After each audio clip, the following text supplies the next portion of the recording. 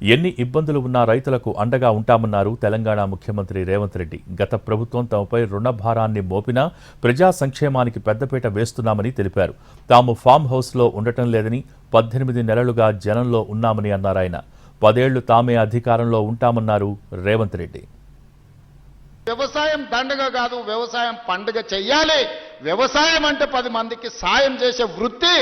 వాళ్ళు కష్టాలలో ఉండి వాళ్ళు కాలిపోతున్న 10 మంది కడుపు నింపాలని ఏ రైతాంగం కష్టపడుతుందో ఆ రైతాంగానికి రైతు భరోసా పథకం ద్వారా ఈనాడు ప్రారంభించి 9 రోజులు తిరిగే లోపల దాదాపుగా 9,000 కోట్ల రూపాయలు 1,49,00,000 ఎకరాలకు 70,11,984 మంది రైతులకు రైతు భరోసా పథకం కింద నగదు బదిలీ చేయడానికి ఈరోజు ఇక్కడికి వచ్చిన మిత్రులారా, దాదాపుగా 60,000 కోట్ల రూపాయలు కాంట్రాక్టర్లకు బిల్లులు పెండింగ్ పెట్టిపోయిండు.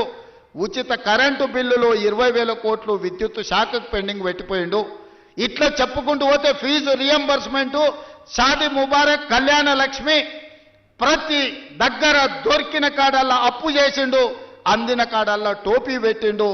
మొత్తానికి 8,29,000 కోట్ల రూపాయల అప్పు నా నెత్తి మీద మోపి బట్టి విక్రమార్క గారి నడుము వంగిపోయే పరిస్థితి రాష్ట్ర వ్యవస్థను, ఆర్థిక వ్యవస్థను మాకు అప్పచెప్పింది. దుర్మార్గమైన దురాలోచనతోటి ఈరోజు ప్రతిపక్ష పార్టీ పనిచేస్తున్నది.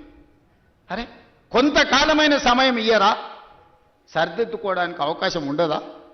5 ఏళ్ల కోసం ఎన్నికైన ఈ ప్రభుత్వం ప్రజల కోసమే పనిచేస్తుంది కదా. ప్రతినిత్యం మీ మధ్యలోనే ఉన్నాం కదా. ఎక్కడైనా ఫామ్ హౌస్లో పండుకున్నామా, ఎక్కడైనా దాచుకున్నామా?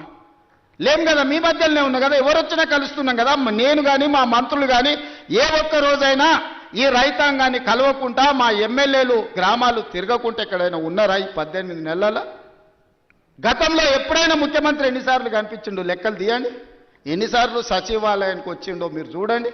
ఎవరు ఎన్ని గోల పెట్టినా, ధర్నాలు చేసినా, రోడ్డు మీద బండి దొల్లినా, తొడుక్కున్న బట్టలు చించుకున్నా 10 ఏళ్ళు మన ప్రభుత్వమే ఉంటుంది. నేను ఈ మాట చెప్పదలుచుకున్నా.